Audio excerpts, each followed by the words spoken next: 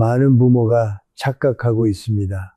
자식과 오래 사랑하며 살기 위해서는 더 많이 참고, 더 많이 주고, 더 많이 기다려야 한다고 믿습니다. 그러나 그 믿음이야말로 부모와 자식 사이의 사랑을 가장 빨리 소모시키는 시작점일 수 있습니다. 사랑은 많이 준다고 오래가지 않습니다. 사랑은 끝없이 이해한다고 깊어지지 않습니다. 오히려 경계가 무너질수록, 기대가 커질수록 서운함은 더 깊어지고 침묵은 더 차가워집니다. 자식을 사랑하는 마음은 본능입니다. 그러나 사랑을 오래 지켜내는 일은 본능으로 되지 않습니다. 지혜가 필요합니다. 절제가 필요합니다. 무엇보다 자기 마음을 다스리는 힘이 필요합니다. 이것이 없으면 부모의 사랑은 어느 순간 희생이 되고, 희생은 거래가 되며, 거래는 상처가 됩니다. 나는 이렇게까지 했는데 왜 돌아오는 것은 무관심인가? 나는 너를 위해 평생을 바쳤는데 왜 내 말은 들으려 하지 않는가? 바로 이 질문이 시작되는 순간 사랑은 더 이상 사랑만으로 남아있지 않게 됩니다. 부모는 자식에게 가장 좋은 것을 주고 싶어 합니다. 더 편한 길을 열어주고 싶고, 더 안전한 선택을 하게 만들고 싶고, 더 바른 사람이 되게 하고 싶어 합니다. 그런데 바로 그 선한 마음이 자식에게는 통제처럼 느껴질 때가 있습니다. 부모는 보호라고 생각했는데 자식은 간섭으로 받아들입니다. 부모는 애정이라고 여겼는데 자식은 부담으로 느낍니다. 부모는 가까워지고 싶었는데 자식은 숨이 막힌다고 느낍니다. 여기서 비극이 시작됩니다. 사랑이 미움으로 바뀌어서가 아닙니다. 사랑이 너무 가까워져서, 사랑이 너무 무거워져서, 사랑이 서로를 짓누르기 시작했기 때문입니다. 사랑은 붙잡는 힘이 아닙니다. 사랑은 놓아줄 수 있는 힘입니다. 사랑은 말로 이기는 것이 아닙니다. 사랑은 침묵 속에서도 믿어주는 것입니다. 사랑은 내 방식대로 상대를 바꾸는 것이 아닙니다. 사랑은 상대가 자기 인생을 살아가도록 기다려주는 것입니다. 그러나 많은 부모는 이 단순한 진실 앞에서 무너집니다. 왜냐하면 기다림은 두렵기 때문입니다. 놓아주는 것은 더 두렵기 때문입니다. 자식이 나 없이도 잘 살아갈 수 있다는 사실을 기뻐해야 하지만 어떤 부모는 그 순간 자기 존재의 자리가 흔들리는 것을 느낍니다. 그래서 더 말하게 됩니다. 더 관여하게 됩니다. 더 확인하려고 듭니다. 더 서운해집니다. 문제는 자식이 변해서가 아닙니다. 세상이 변해서입니다. 관계의 방식이 달라졌기 때문입니다. 예전에는 효도라는 말 한마디로 많은 것이 설명되었습니다. 그러나 지금은 다릅니다.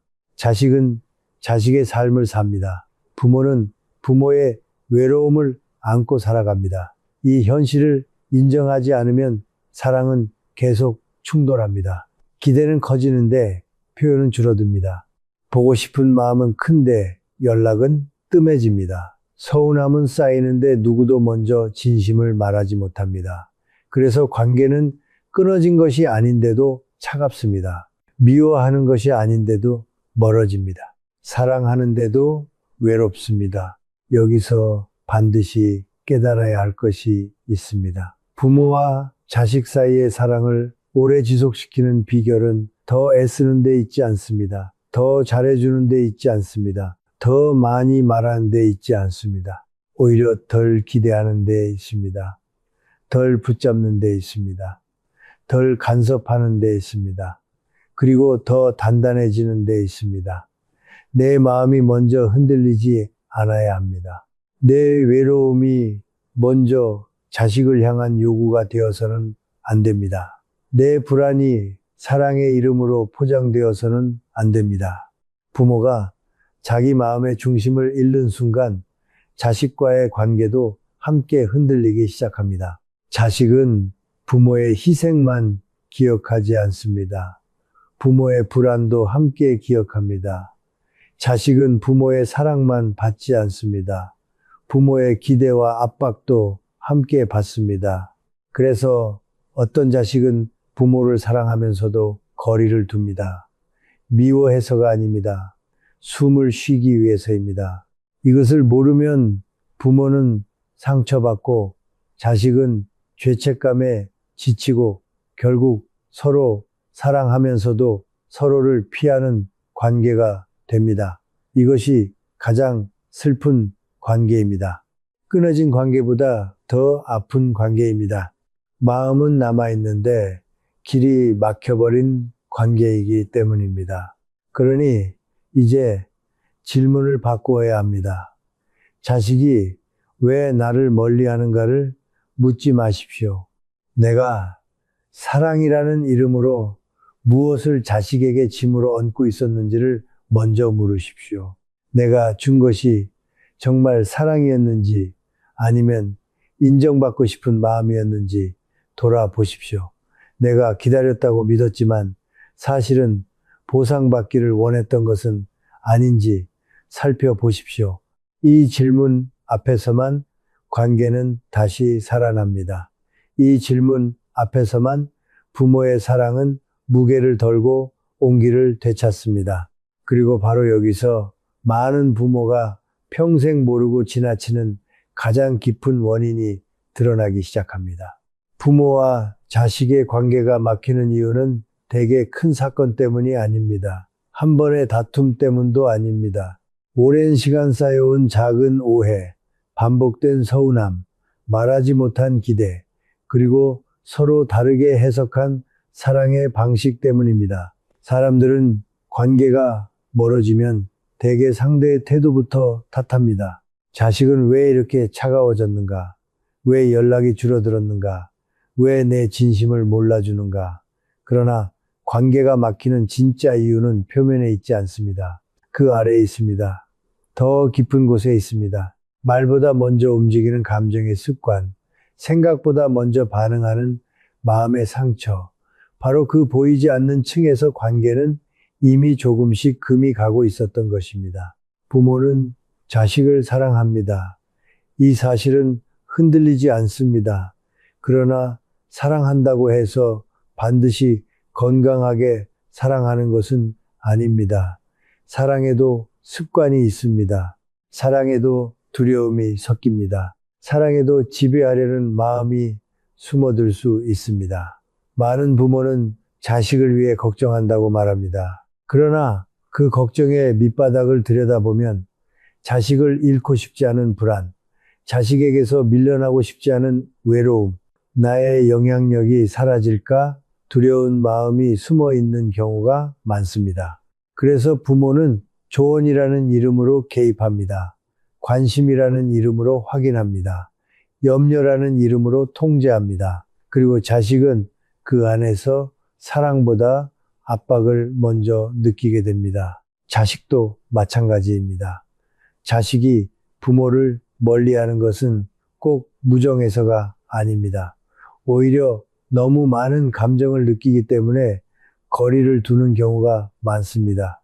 부모를 실망시키고 싶지 않습니다. 부모를 아프게 하고 싶지 않습니다. 그러나 동시에 자기 삶도 지키고 싶습니다. 자기 방식대로 선택하고 싶습니다. 자기 속도로 살아가고 싶습니다. 이 두 마음이 충돌할 때 자식은 괴로워집니다. 다 설명할 수도 없습니다. 설명해도 이해받지 못할 것 같고, 솔직히 말하면 더 큰 상처가 될 것 같고, 침묵하면 잠시 편해지기 때문입니다. 그래서 연락이 줄고, 대화가 짧아지고, 방문이 뜸해집니다. 부모는 그것을 냉정함으로 받아들이고, 자식은 그것을 생존으로 받아들입니다. 이 간극이 바로 비극입니다.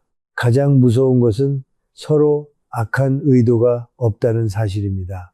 둘 다 사랑합니다. 둘 다 상처받고 있습니다. 둘 다 관계를 원합니다. 그런데도 가까워지지 못합니다. 왜입니까? 각자가 상대를 사랑하는 방식이 상대에게는 고통으로 전달되기 때문입니다. 부모는 가까이 있으려 하고 자식은 숨을 쉬려 합니다. 부모는 말해야 안심이 되고 자식은 말을 들을수록 지칩니다. 부모는 답을 주고 싶고 자식은 이해받고 싶습니다. 이 차이를 모르면 관계는 계속 헛돌게 됩니다. 같은 사랑을 말하지만 서로 다른 언어를 쓰고 있기 때문입니다. 특히 중년 이후의 부모는 더 큰 공허를 느끼기 쉽습니다. 몸은 예전 같지 않고 주변 인간관계는 줄어들고 삶의 중심이었던 일이 멀어지고 마음 둘 곳은 자꾸 좁아집니다. 이때 많은 부모가 무의식적으로 자식에게 정서적 중심을 옮깁니다. 자식의 연락 빈도에 따라 하루 기분이 바뀌고 자식의 말투 하나에 밤잠이 흔들리고 자식의 선택 하나에 자기 인생의 의미까지 흔들립니다. 이것은 사랑처럼 보이지만 실은 매우 위험한 의존입니다. 자식은 부모의 인생 전체를 책임질 수 없습니다. 책임져서도 안 됩니다. 그런데 부모가 자기 외로움의 무게를 자식에게 조금씩 얹기 시작하면 자식은 어느 날부터 부모를 만나는 일이 사랑이 아니라 부담으로 느껴지기 시작합니다. 부모는 말합니다. 나는 너를 믿지 못해서가 아니라 걱정돼서 그런 것이다. 나는 간섭하는 것이 아니라 도와주려는 것이다. 나는 기대하는 것이 아니라 네가 잘 되길 바랄 뿐이다. 물론 그 말은 진심일 수 있습니다. 그러나 관계에서는 내 의도보다 상대의 체감이 더 중요합니다. 내가 아무리 좋은 뜻으로 말해도 상대가 숨막힘을 느끼면 그 관계는 이미 균형을 잃고 있는 것입니다. 많은 부모가 이 사실을 받아들이지 못합니다. 나는 사랑해서 그런 것인데 왜 너는 상처받느냐고 묻습니다. 하지만 바로 그 질문이 문제입니다. 사랑은 내 진심으로 완성되지 않습니다. 상대가 편안함을 느껴야 비로소 사랑이 됩니다. 상대가 존중받는다고 느껴야 관계가 이어집니다. 상대가 자기 삶을 허락받는다고 느껴야 마음이 돌아옵니다. 그리고 또 하나의 깊은 원인이 있습니다. 부모는 종종 자식을 있는 그대로 보지 못하고 자식 안에서 자기 과거를 봅니다. 내가 이루지 못한 것을 이루길 바라고, 내가 피하지 못한 고통을 피하길 원하고, 내가 후회한 선택을 하지 않기를 바랍니다. 그래서 자식을 돕는다고 생각하지만 실은 자식을 통해 자기 인생을 다시 바로잡고 싶어 합니다. 이 마음은 아주 자연스럽지만 동시에 아주 위험합니다. 자식은 부모의 두 번째 인생이 아닙니다. 자식은 부모의 미완성을 완성해주는 존재가 아닙니다. 자식은 자식의 삶을 사는 독립된 인간입니다. 그런데 이 선이 흐려지면 부모의 사랑은 순식간에 부담이 되고 자식의 효심은 순식간에 피로가 됩니다. 자식 역시 부모를 온전히 보지 못할 때가 많습니다. 부모를 한 사람의 인간이 아니라 늘 강해야 하는 존재, 늘 이해해야 하는 존재, 늘 나를 위해 존재하는 사람처럼 여깁니다. 그래서 부모의 서운함을 유치하다고 여기고, 부모의 외로움을 귀찮아하고, 부모의 불안을 시대에 뒤처진 것으로 판단하기 쉽습니다. 이 역시 관계를 병들게 합니다. 부모도 사람입니다. 부모도 흔들립니다. 부모도 인정받고 싶고 부모도 두렵습니다. 그러나 부모는 그 두려움을 제대로 표현하는 법을 배우지 못한 세대인 경우가 많습니다. 그래서 화를 내고 잔소리를 하고 서운함을 돌려 말하고 침묵으로 벌을 줍니다. 겉으로는 강해 보이지만 속으로는 두려운 것입니다. 자식은 그 언어를 해석하지 못하고 부모는 자기 진심이 전해지지 않는다고 느낍니다. 그렇게 서로는 같은 집 안에서도 서로 다른 외로움을 키웁니다.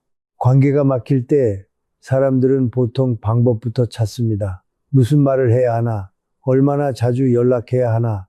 어떤 태도를 취해야 하나? 그러나 방법보다 먼저 봐야 하는 것은 마음의 구조입니다. 왜 나는 이 말에 이렇게 서운한가? 왜 나는 자식의 무심한 반응에 존재 전체가 흔들리는가? 왜 나는 자식이 내 기대대로 움직이지 않으면 사랑받지 못한다고 느끼는가? 이 질문을 피하면 관계는 절대 풀리지 않습니다. 겉으로는 화해해도 다시 반복됩니다. 잠시 가까워져도 다시 멀어집니다. 문제는 행동이 아니라 뿌리이기 때문입니다. 뿌리가 흔들리는데 가지를 묶는다고 나무가 살아나지 않습니다. 부모와 자식 사이의 사랑이 오래가지 못하는 가장 깊은 이유는 사랑이 부족해서가 아닙니다. 사랑 속에 섞인 두려움을 분별하지 못하기 때문입니다. 애정과 집착을 구분하지 못하기 때문입니다. 관심과 통제를 착각하기 때문입니다. 책임과 희생을 혼동하기 때문입니다.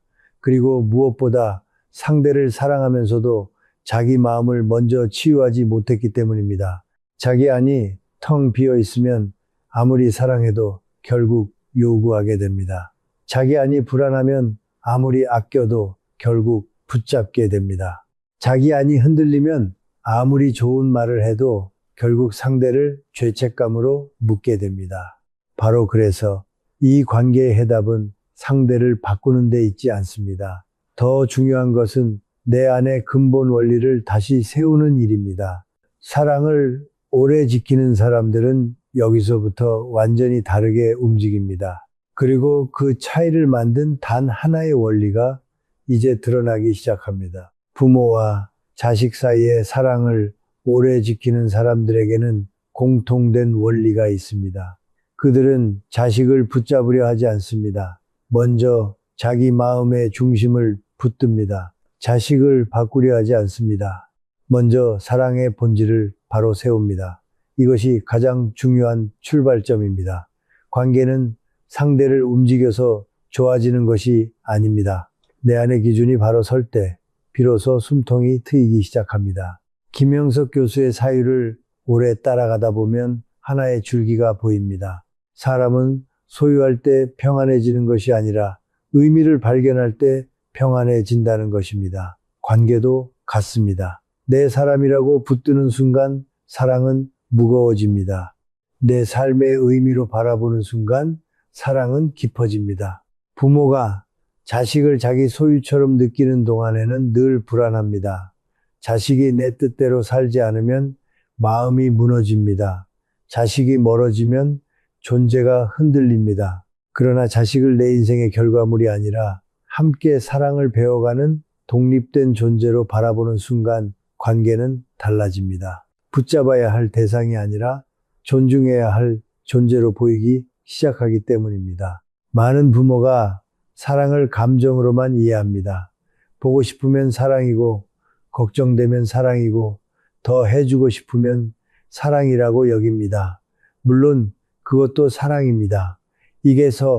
그러나 오래가는 사랑은 감정 위에 세워지지 않습니다. 원리 위에 세워집니다. 감정은 변합니다. 상황에 흔들립니다. 오늘은 따뜻하고 내일은 서운합니다. 오늘은 이해되지만 내일은 억울합니다.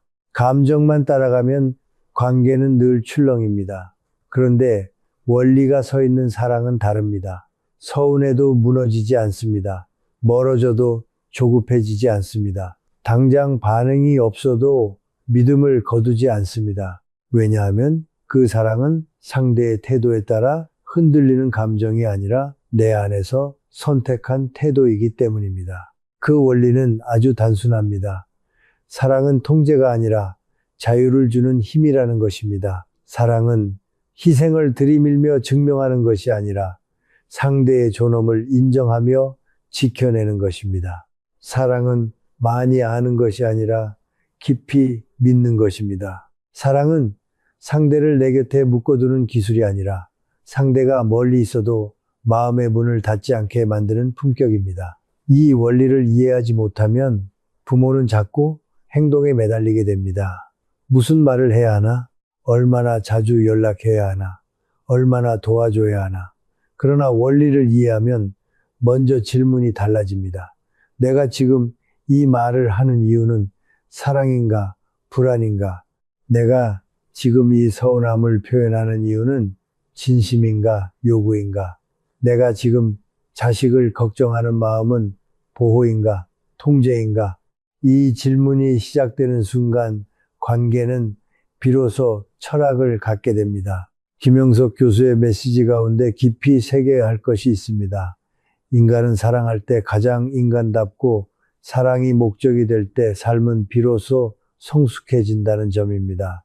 부모와 자식의 관계도 마찬가지입니다. 자식을 통해 외로움을 해결하려는 동안에는 사랑이 삐뚤어집니다. 자식을 통해 내 인생의 보상을 받으려는 동안에는 사랑이 흐려집니다.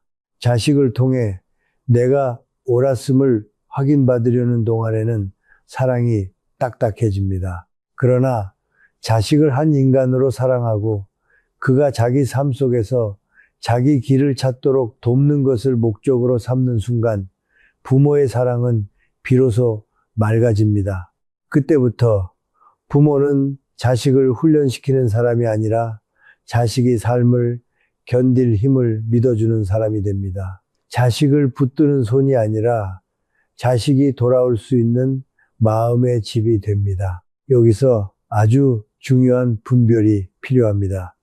사랑과 집착은 닮아 있습니다. 관심과 통제도 닮아 있습니다. 책임과 희생도 닮아 있습니다. 겉으로는 비슷해 보이지만 결과는 완전히 다릅니다. 사랑은 상대를 편안하게 하지만 집착은 상대를 긴장하게 만듭니다. 관심은 상대를 존중하지만 통제는 상대를 위축시킵니다. 책임은 관계를 건강하게 하지만 희생은 언젠가 청구서를 내밀게 됩니다. 그래서 관계가 오래 가려면 먼저 자기 안에서 이것을 가려낼 수 있어야 합니다. 내가 지금 베푸는 것이 정말 맑은 사랑인지 아니면 언젠가 알아주기를 바라는 마음이 섞여 있는지 냉정하게 봐야 합니다.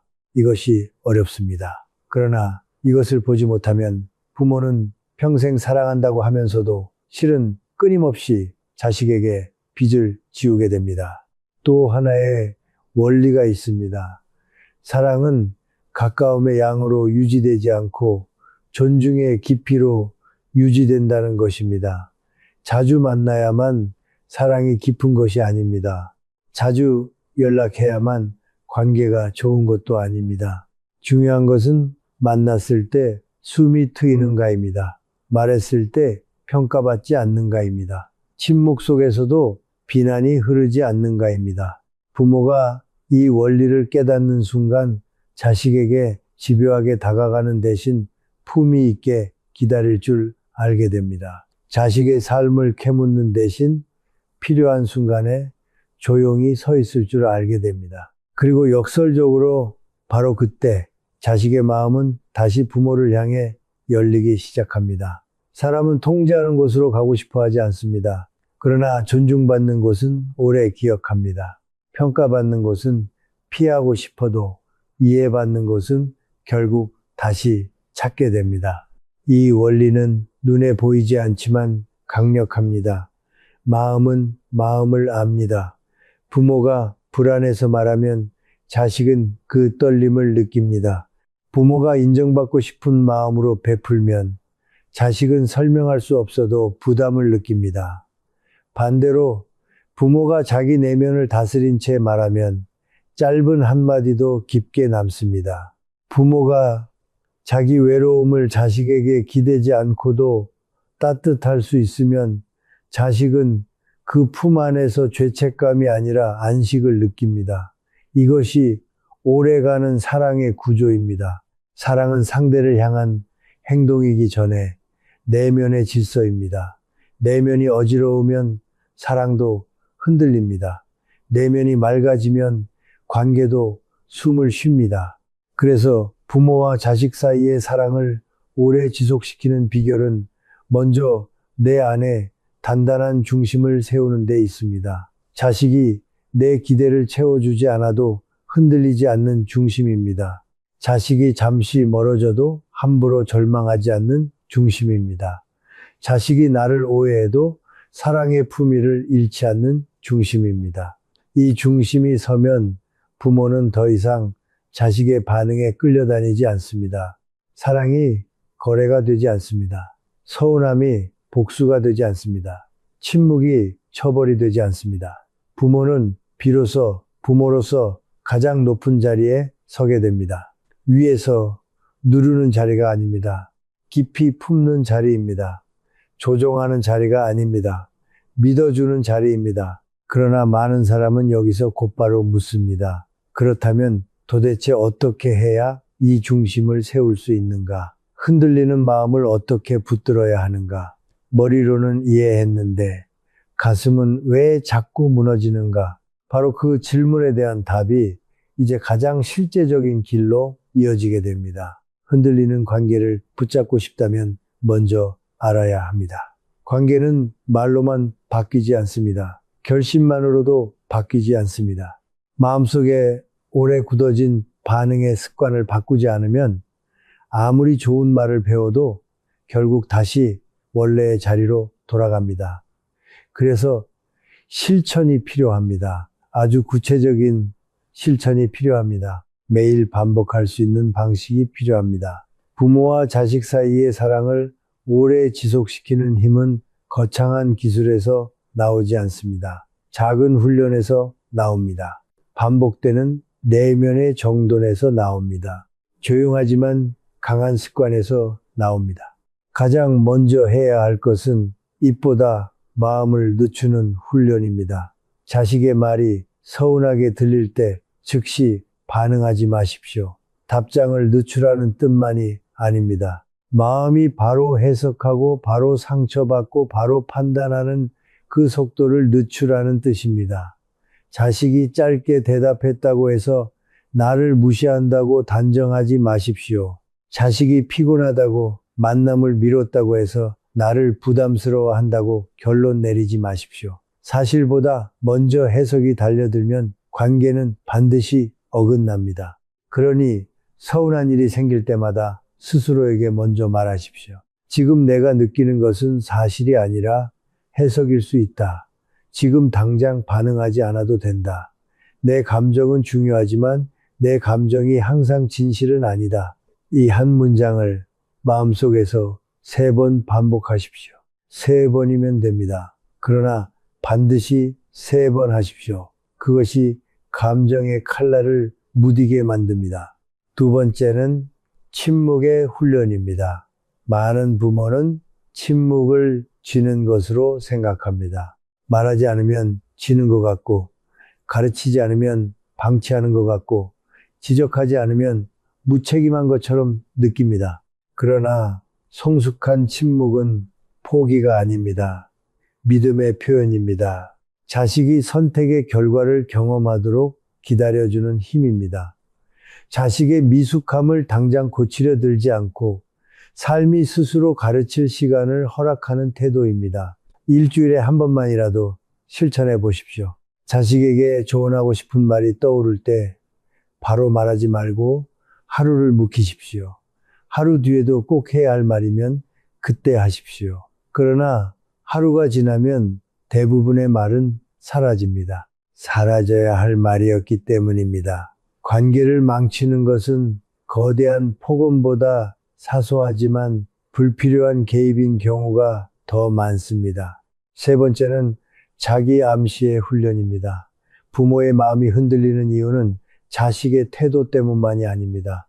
내 안에 이미 불안의 문장이 있기 때문입니다. 나는 잊히고 있다. 나는 필요 없는 사람이 되어가고 있다. 자식은 결국 멀어진다. 이런 문장이 마음속 깊은 곳에서 반복되면 자식의 작은 반응에도 크게 흔들리게 됩니다.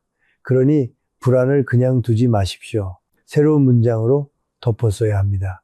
아침에 눈을 뜨면 조용히 말하십시오. 나는 자식을 붙잡지 않아도 사랑할 수 있다. 나는 서운함보다 존중을 선택하는 사람이다. 나는 기다릴 수 있는 부모다. 나는 사랑을 거래하지 않는다. 나는 내 마음의 중심을 지킬 수 있다. 이 문장을 소리내지 않아도 좋습니다. 그러나 또렷하게 천천히 매일 반복하십시오. 사람은 자기가 반복해서 들려준 말에 닮아갑니다. 마음도 결국 익숙한 방향으로 흘러갑니다. 네 번째는 상상의 훈련입니다. 많은 사람이 상상을 헛된 것으로 생각하지만 실제로 사람의 마음은 반복적으로 그린 장면을 따라 움직입니다. 자식과의 관계가 늘 불안한 부모는 이미 머릿속에서 나쁜 장면을 반복하고 있습니다. 연락이 더 뜸해질 것이다. 나를 더 멀리할 것이다. 나중에는 명절에도 오지 않을 것이다. 이렇게 그린 상상은 말투를 바꾸고 눈빛을 바꾸고 태도를 바꿉니다. 결국 그 불안이 현실을 끌어당깁니다. 그러니 의식적으로 다른 장면을 그리십시오. 자식이 편안한 얼굴로 나를 대하는 장면을 상상하십시오. 내가 조급하지 않은 목소리로 자식을 맞이하는 모습을 떠올리십시오. 서로 캐묻지 않아도 따뜻함이 흐르는 저녁을 상상하십시오. 상상은 현실 도피가 아닙니다. 내 태도의 방향을 정하는 준비입니다. 좋은 관계는 우연히 생기지 않습니다. 먼저 마음 안에서 길이 열려야 현실에서도 발걸음이 달라집니다. 5번째는 질문을 바꾸는 훈련입니다. 서운할 때마다 대부분의 부모는 이렇게 묻습니다. 왜 저 아이는 저럴까? 왜 나를 저렇게 대할까? 왜 예전 같지 않을까? 그러나 이 질문은 답을 주지 않습니다. 오히려 상처만 키웁니다. 이제부터는 질문을 바꾸십시오. 지금 나는 무엇을 기대하고 있었는가? 내 서운함 뒤에는 어떤 두려움이 숨어 있는가? 내가 정말 원하는 것은 사과인가? 이해인가? 연결감인가? 질문이 바뀌면 마음이 보입니다. 마음이 보이면 대응도 달라집니다. 막연히 화를 내는 대신 정확히 아프다고 느낄 수 있습니다. 정확히 아프다고 느끼면 쓸데없는 말이 줄어듭니다. 관계는 정확성에서 회복됩니다. 흐릿한 감정은 사람을 공격하게 만들고 분명한 자각은 사람을 단단하게 만듭니다. 6번째는 하루에 한 번 자식을 향한 요구를 내려놓고 축복만 보내는 훈련입니다. 이것은 매우 중요합니다. 자식에게 전화하지 않아도 됩니다. 메시지를 보내지 않아도 됩니다. 그저 조용히 눈을 감고 짧게 말하십시오. 너는 너의 삶을 잘 살아갈 힘이 있다. 나는 너를 불안으로 붙잡지 않겠다. 나는 너를 사랑으로 믿겠다. 나는 오늘도 너를 축복한다. 이 훈련은 자식을 위한 것 같지만 사실은 부모 자신을 위한 것입니다. 요구하던 마음이 축복하는 마음으로 옮겨가면 관계의 공기가 달라집니다. 자식은 말하지 않아도 느낍니다.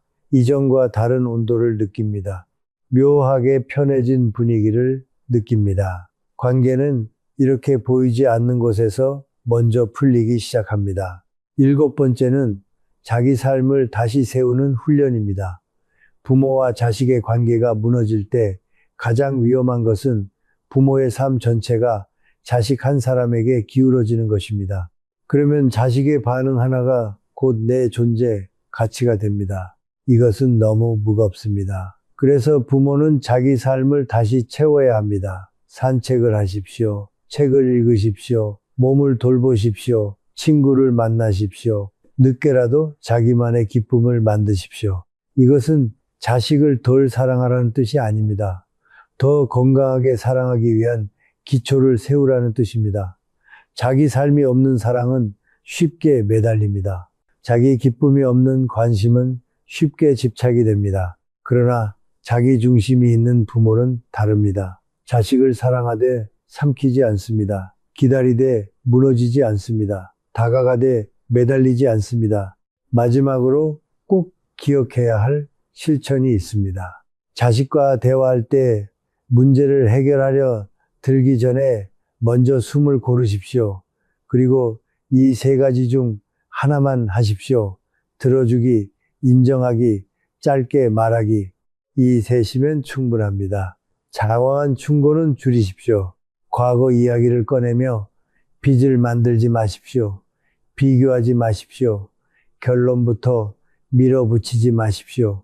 자식은 완벽한 답을 원하는 것이 아니라 자기 마음이 안전하다고 느끼는 경험을 원합니다. 그 경험이 쌓이면 다시 말하게 됩니다.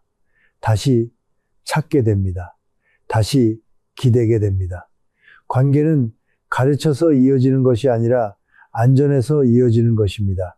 이 모든 방법은 하루 만에 효과가 드러나지 않을 수 있습니다. 그러나 조급해하지 마십시오. 깊은 관계의 상처는 빠른 기술로 낫지 않습니다. 반복된 태도로만 회복됩니다. 오늘 한번 참고 내일 또 한번 늦추고 모레 다시 한번 축복하는 그 작은 실천이 결국 관계의 방향을 바꿉니다. 중요한 것은 자식을 당장 바꾸는 것이 아닙니다. 부모인 내가 먼저 다른 에너지, 다른 말투, 다른 침묵을 갖는 것입니다. 그때부터 관계는 조금씩 새로운 길을 택하기 시작합니다. 그런데 바로 이 지점에서 많은 부모가 다시 흔들립니다. 이렇게 해도 달라지지 않으면 어떡하는가? 내가 먼저 내려놓으면 더 멀어지는 것 아닌가?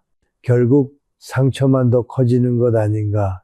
바로 그 가장 집요한 저항이 이제 모습을 드러내기 시작합니다. 많은 부모가 여기에서 멈춥니다. 방법을 몰라서가 아닙니다. 알면서도 멈춥니다. 왜냐하면 내려놓는 일이 두렵기 때문입니다.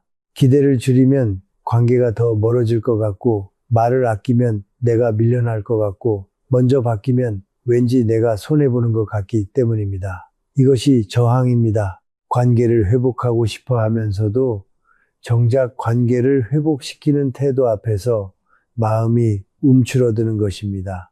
가장 먼저 올라오는 저항은 이것입니다. 왜 늘 내가 먼저 해야 하는가? 왜 부모인 내가 또 참고 또 기다려야 하는가? 내가 이미 해준 것이 얼마나 많은데 왜 이번에도 내가 먼저 변해야 하는가? 이 질문은 너무나 자연스럽습니다. 억울합니다. 서운합니다. 때로는 분노도 납니다. 그러나 냉정하게 보아야 합니다. 먼저 움직이는 사람이 지는 것이 아닙니다. 더 깊이 이해한 사람이 먼저 움직이는 것입니다. 더 높은 자리에 선 사람이 먼저 멈추는 것입니다. 부모가 먼저 변한다는 것은 굴복이 아닙니다. 품격입니다. 자존심을 버리는 것이 아닙니다. 사랑의 수준을 높이는 것입니다. 또 다른 저항은 실패에 대한 두려움입니다. 내가 이렇게 말수를 줄이고 기대를 내려놓고 조용히 기다렸는데도 자식이 달라지지 않으면 어떡하는가? 내가 먼저 따뜻하게 다가갔는데도 여전히 차갑다면 어떡하는가? 그때의 상처를 생각하면 차라리 아무것도 하지 않는 편이 덜 아플 것처럼 느껴집니다. 그래서 사람은 익숙한 방식으로 돌아갑니다. 다시 묻습니다. 다시 확인합니다. 다시 서운해합니다. 다시 잔소리합니다. 왜냐하면 익숙한 아픔이 낯선 침묵보다 덜 무섭기 때문입니다. 하지만 꼭 아셔야 합니다. 익숙한 방식이 지금의 거리를 만들었다면 그 익숙함을 계속 붙드는 한 관계는 결코 달라지지 않습니다. 부모 마음속의 작은 목소리는 아주 교묘합니다. 네가 먼저 바뀌면 아이가 더 만만하게 볼 것이다. 네가 가만히 있으면 더 무심해질 것이다. 네가 내려놓으면 더 이상 너를 찾지 않을 것이다. 이 목소리는 늘 불안을 근거로 말합니다. 그러나 이 목소리를 그대로 믿으면 부모의 태도는 계속 경직됩니다. 말투는 딱딱해지고 얼굴은 굳어지고 사랑은 점점 요구처럼 들리게 됩니다. 결국 부모가 가장 두려워했던 일이 오히려 현실이 됩니다. 자식이 더 멀어지고 더 조심하고 더 피하게 됩니다. 불안이 만든 예언을 불안이 스스로 실현하는 것입니다. 그래서 이 저항을 이기려면 먼저 사실을 다시 보아야 합니다. 기다린다고 해서 버려지는 것이 아닙니다. 침묵한다고 해서 존재가 사라지는 것이 아닙니다. 기대를 줄인다고 해서 사랑이 약해지는 것도 아닙니다. 오히려 그 반대입니다.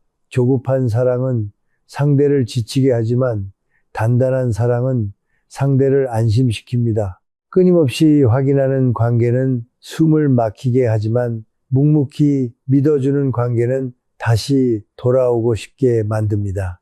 부모가 두려움을 기준으로 움직이면 관계는 점점 작아집니다. 그러나 존중을 기준으로 움직이면 관계는 천천히 숨을 되찾습니다. 물론 그렇다고 해서 아프지 않은 것은 아닙니다. 부모도 사람입니다. 기다리는 시간은 길게 느껴집니다. 연락이 뜸한 날은 괜히 마음이 허전합니다. 짧은 대답 하나에도 수십 가지 해석이 떠오릅니다. 그러니 저항을 이긴다는 것은 아픔이 사라진다는 뜻이 아닙니다. 아픔이 있어도 더 높은 선택을 한다는 뜻입니다. 서운해도 품위를 잃지 않는 것입니다. 보고 싶어도 죄책감으로 부르지 않는 것입니다. 걱정돼도 불안으로 흔들지 않는 것입니다. 이것이 성숙입니다. 이것이 오래가는 사랑의 힘입니다. 여기서 아주 중요한 사실을 기억해야 합니다. 자식은 부모의 완벽함을 원하는 것이 아닙니다. 자식은 부모의 안정감을 원합니다.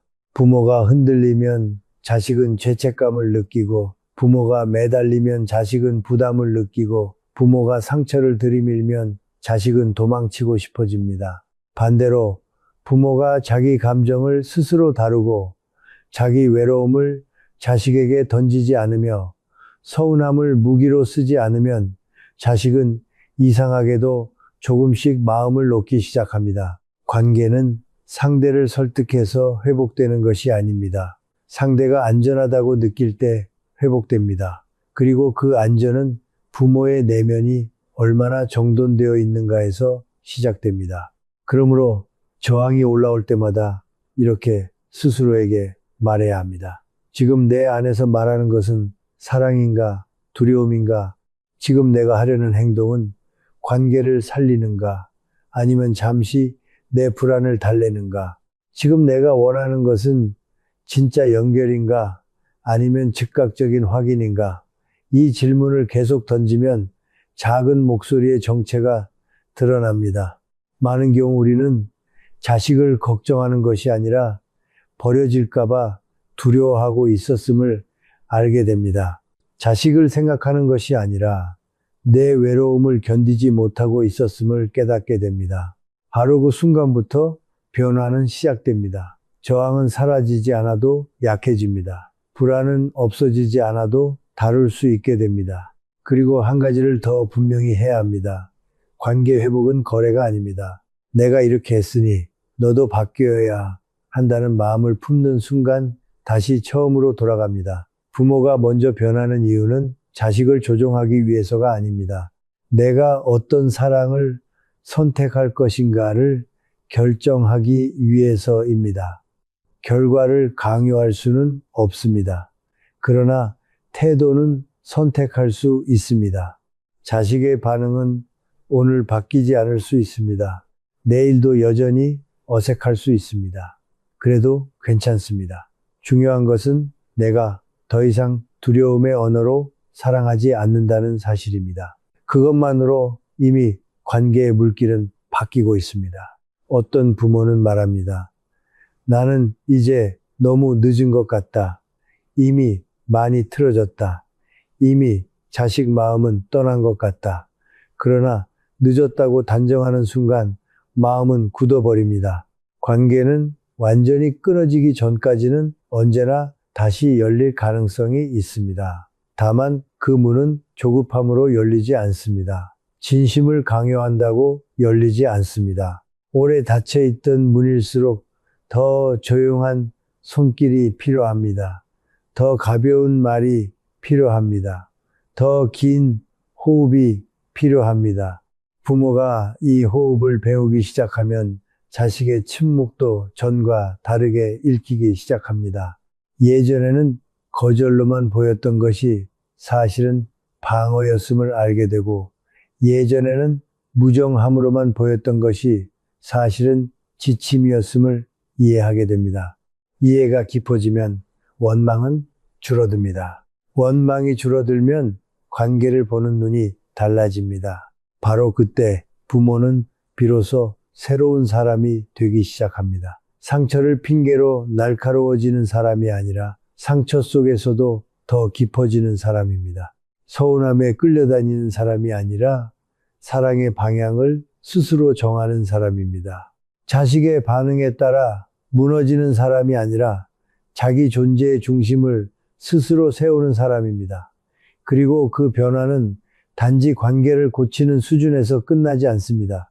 부모 자신을 완전히 다른 존재로 다시 빚기 시작합니다. 이제 남은 것은 하나입니다. 이런 시간을 통과한 뒤 도대체 나는 어떤 사람으로 다시 태어나게 되는가?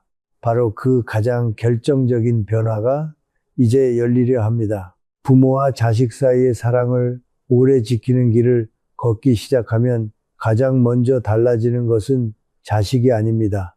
부모 자신입니다. 많은 사람은 관계가 회복되면 행복해질 것이라고 생각합니다. 그러나 더 정확히 말하면 부모가 먼저 다른 사람이 될 때 관계가 회복되기 시작합니다. 사랑을 오래 지켜내는 사람은 더 많이 참는 사람이 아닙니다. 더 많이 희생하는 사람도 아닙니다. 자기 감정의 노예가 되지 않는 사람입니다. 서운함이 밀려와도 그것에 끌려가지 않는 사람입니다. 외로움이 올라와도 그것을 상대에게 던지지 않는 사람입니다. 사랑한다는 이유로 상대를 붙잡지 않는 사람입니다. 바로 그런 사람이 되어갈 때 부모는 비로소 진짜 부모의 자리에 서게 됩니다. 이전의 부모는 자식의 반응에 따라 하루가 흔들렸습니다. 전화 한 통이 없으면 마음이 무너졌고 짧은 답장 하나에도 상처를 키웠고 무심한 말투 하나에 사랑이 식었다고 느꼈습니다. 그러나 이제 달라집니다. 자식의 반응이 내 존재의 가치를 결정하지 못한다는 사실을 깨닫게 됩니다. 자식이 나를 사랑하는가 아닌가를 하루의 표정으로 재지 않게 됩니다. 잠시 멀어졌다고 해서 관계 전체를 절망으로 해석하지 않게 됩니다. 이것은 무감각이 아닙니다. 체념도 아닙니다. 중심입니다. 내 마음을 내가 책임지는 어른의 자리입니다. 그 자리에 선 부모는 더 이상 자식을 통해 자기 존재를 확인받으려 하지 않습니다. 그래서 말투가 부드러워지고 기다림이 가벼워지고 사랑의 온도가 맑아집니다.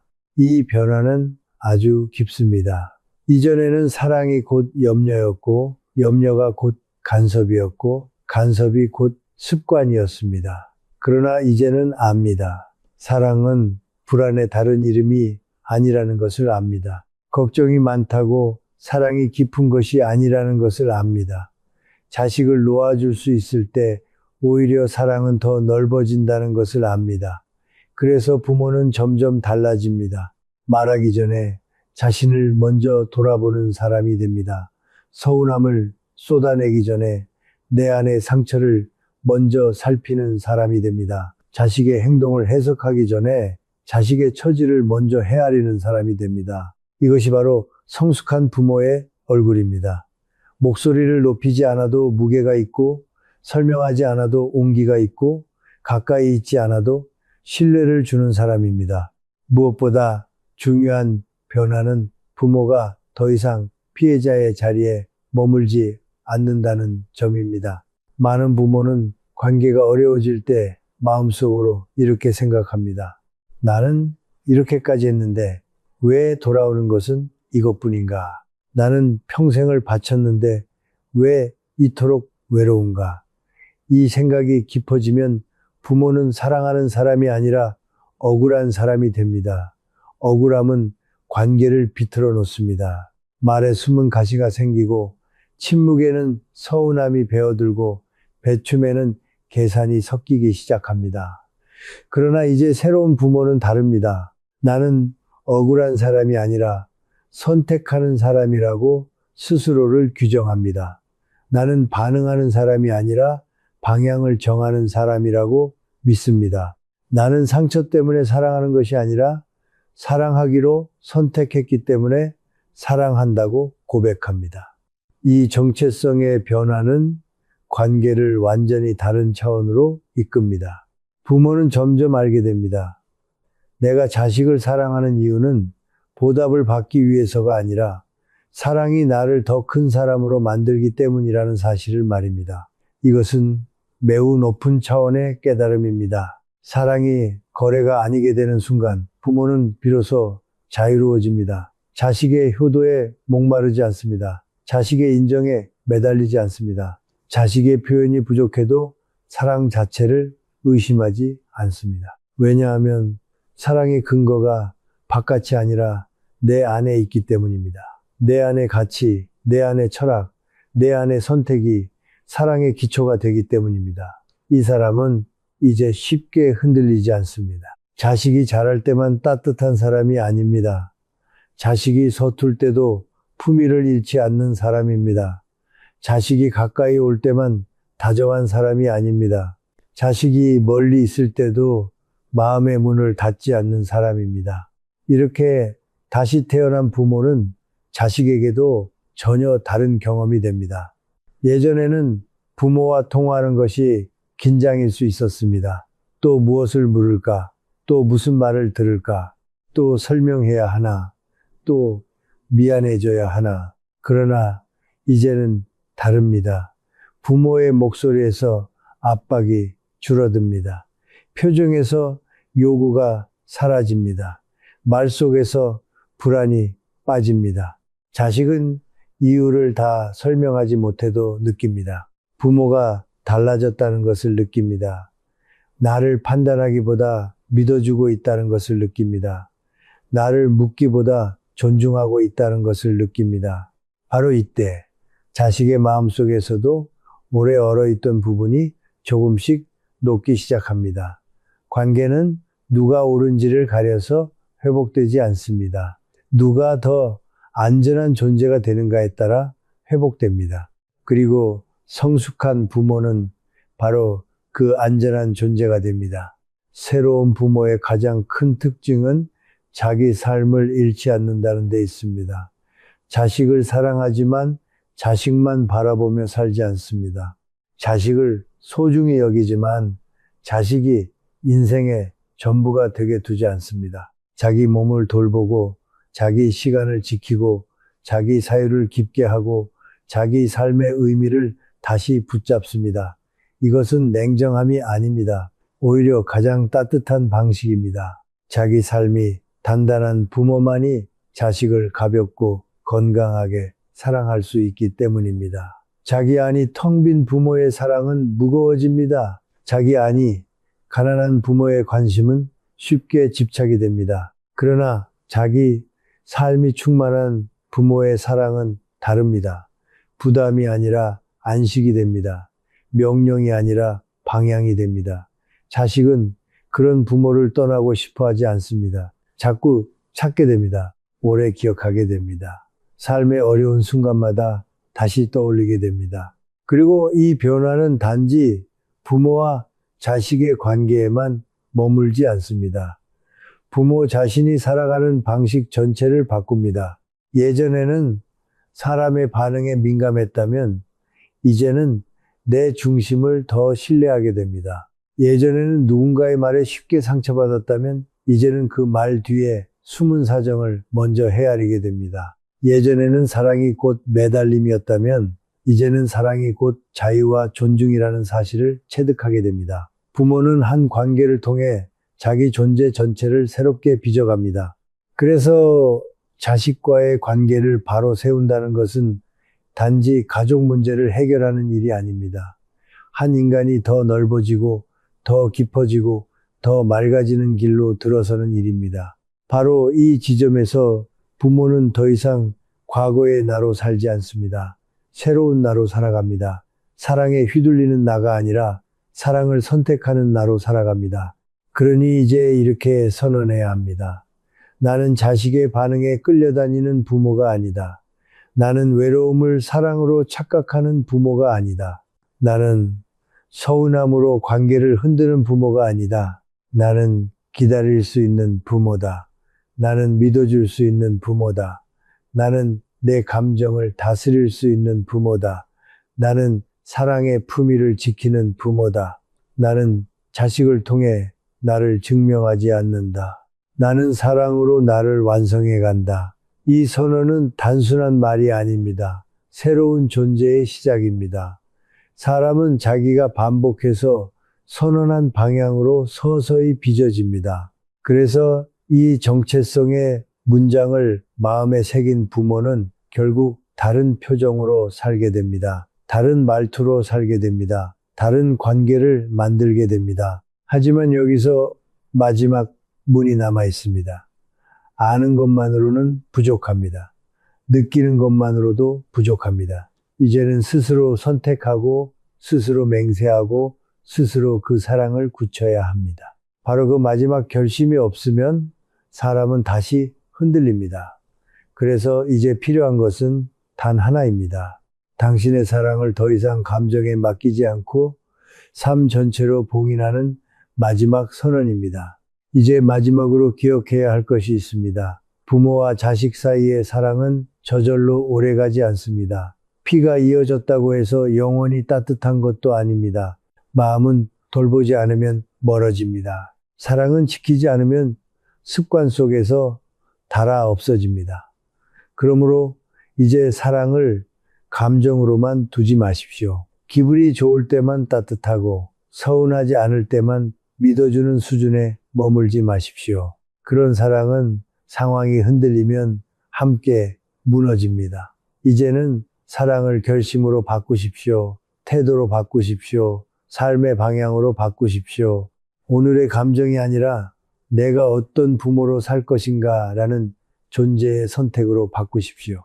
많은 사람이 사랑을 마음속에만 간직하면 충분하다고 생각합니다. 그러나 마음속의 사랑은 쉽게 흔들립니다. 말하지 않으면 흐려지고 결심하지 않으면 약해지고 반복하지 않으면 사라집니다. 그래서 마지막에는 반드시 스스로에게 선언해야 합니다. 나는 더 이상 두려움으로 사랑하지 않겠다. 나는 더 이상 서운함으로 관계를 흔들지 않겠다. 나는 더 이상 희생을 내세워 사랑을 요구하지 않겠다. 나는 자식을 붙잡는 부모가 아니라 자식이 언제든 돌아와 쉴 수 있는 마음의 집이 되겠다. 이 선언이 필요합니다. 사람은 분명히 선언한 만큼 자기 삶을 바꾸기 때문입니다. 이제 아십시오. 진정한 사랑은 상대를 죄책감으로 묶지 않습니다. 진정한 사랑은 상대를 통제하지 않습니다. 진정한 사랑은 내가 준 것을 세지 않습니다. 진정한 사랑은 기다릴 줄 압니다. 진정한 사랑은 침묵 속에서도 믿음을 잃지 않습니다. 진정한 사랑은 내가 흔들려도 상대를 흔들어 위로받으려 하지 않습니다. 이것이 부모의 사랑이어야 합니다. 이것이 오래가는 사랑의 품격입니다. 세월이 흘러도 닳지 않는 사랑은 뜨거운 감정이 아니라 깊은 품위에서 나옵니다. 자식이 가까이 있을 때만 다정한 사람이 아니라 자식이 멀리 있어도 마음의 문을 닫지 않는 사람, 자식이 내 기대에 맞을 때만 웃는 사람이 아니라 자식이 서툴고 느려도 존재 자체를 존중하는 사람, 바로 그런 부모가 되어야 합니다. 그리고 분명히 말씀드립니다. 당신이 먼저 바뀌면 관계의 공기는 반드시 달라집니다. 당장 눈에 보이는 변화가 없을 수도 있습니다. 자식이 곧바로 다정해지지 않을 수도 있습니다. 연락의 횟수가 금세 늘지 않을 수도 있습니다. 그러나 보이지 않는 곳에서 이미 물길은 바뀌고 있습니다. 부모의 말투가 달라지면 자식의 긴장도 달라집니다. 부모의 눈빛에서 요구가 빠지면 자식의 방어도 서서히 약해집니다. 부모의 마음이 더 이상 불안으로 흔들리지 않으면 자식은 비로소 부모 곁에서 죄책감이 아니라 안식을 느끼게 됩니다. 사랑은 이렇게 돌아옵니다. 강요해서가 아니라 머물고 싶게 만드는 온도로 돌아옵니다. 이제 당신은 선택해야 합니다. 과거의 상처를 붙잡고 계속 같은 방식으로 사랑할 것입니까? 아니면 오늘부터 더 깊고 더 넓고 더 단단한 사랑을 살 것입니까? 계속 서운함에 끌려다닐 것입니까? 아니면 서운함을 넘어서는 품위를 가질 것입니까? 계속 자식의 반응으로 내 가치를 재며 흔들릴 것입니까? 아니면 내 안에 사랑의 중심을 세우고 조용히 빛나는 부모가 될 것입니까? 이 선택은 누구도 대신해 줄 수 없습니다. 우주도 대신하지 않습니다. 세월도 대신하지 않습니다. 결국 당신이 스스로 결정해야 합니다. 나는 어떤 부모로 남을 것인가? 나는 어떤 사랑을 마지막까지 지킬 것인가?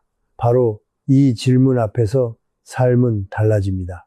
그러니 오늘 이 순간 마음속으로만 넘기지 마십시오. 그냥 좋은 말로 듣고 지나가지 마십시오. 당신의 사랑을 오늘 봉인하십시오. 당신의 결심을 오늘 새기십시오.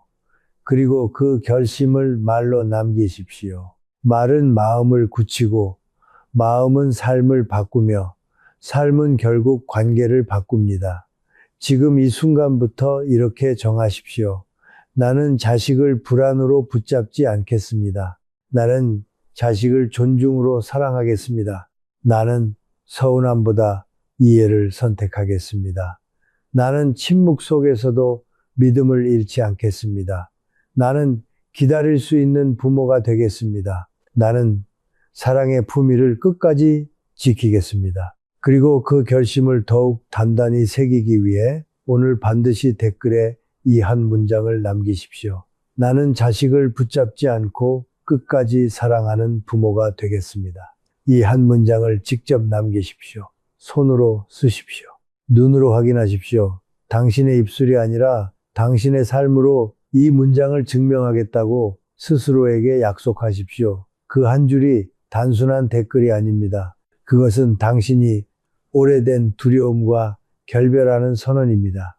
그것은 상처의 언어를 끝내고 사랑의 언어로 다시 태어나는 서약입니다. 그것은 부모와 자식 사이의 사랑을 더 이상 감정에 맡기지 않고 당신의 존재 전체로 지켜내겠다는 깊은 봉인입니다.